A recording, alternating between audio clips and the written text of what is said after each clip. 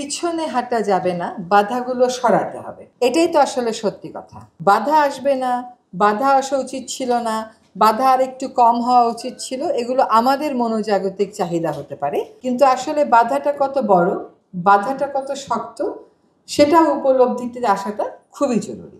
বাধাগুলো সরাতে হবে, এবং বাধাগুলো একবারে সরে যে যায় না, এটা তো আমরা অনেক দিন যাবৎ যার যার ক্ষেত্রে আন্দোলন করে জেনেছি। আমাদের এই যে নারী অধিকারের যে সংগ্রাম, যে আন্দোলন, সেটা তো আজকে 9 মাসের আন্দোলন বা সংগ্রাম না, বহু বছরের আন্দোলন আর সংগ্রাম।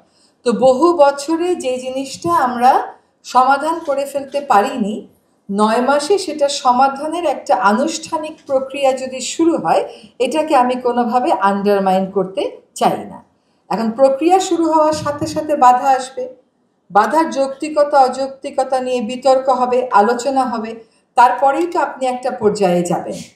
যদি আপনি বা আমরা খুব সহজ পদ্ধতিতে কোনো পরিবর্তন চাই, তাহলে আমরা চলে গেলে সেই পরিবর্তন টিকবে এমন তো কোনো নিশ্চয়তা নেই। অবশ্যই অনেকের কাছে প্রত্যাশা বেশি থাকে, কিন্তু একটা পদ্ধতি অবলম্বন করে প্রত্যাশার জায়গাটা পূরণ হওয়াটাই উচিত বলে আমি মনে করি। যেমন আমি এখন পরিবেশ মন্ত্রণালয়ে আছি, চাইলে অনেক কিছু অনেকের উপর ইম্পোজ করতে পারি, চেষ্টা করি যে আলাপ আলোচনা করে বিষয়গুলো করা যায় কিনা।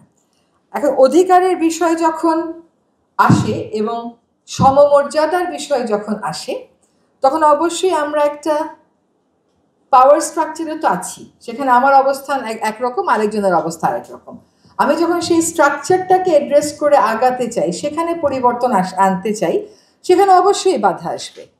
আমি যখন ডেভেলপমেন্ট না বলে সাস্টেইনেবল ডেভেলপমেন্ট বলি, সেখানে বাধা আসছে না? এক এক জায়গার ক্ষেত্রের বাধা এক এক রকম। তো এই বাধাগুলোর সামনে আসা, এগুলো মোকাবেলার জন্য নিজেদের কৌশল ঠিক করা আমি মনে করি আমাদের কাজ। এবং আমাদের অধিকার যেহেতু, কাজে আমরা কেমন করে নিজেদেরকে প্রস্তুত করব, সেটার আয়োজনটা করাটা অত্যন্ত গুরুত্বপূর্ণ। এখন অধিকারের প্রশ্নে বলেন, ন্যায় বিচারের প্রশ্নে বলেন, আমি অফেন্সিভ খেলবো নাকি আমি ডিফেন্সিভ খেলবো, সেই কৌশলটাও কিন্তু আমাকে ঠিক করতে হবে। সবসময় যে একই কৌশল আপনার কাজ করবে, এরকম কোনো কথা আছে বলে আমি মনে করি না। তবে আমাদের যে কাজটা, এটা যেন সমাজের জন্য এনাবলিং হয়। মানুষের চোখে সমাজের অসঙ্গতিগুলো ধরা পড়াও কি জরুরি না?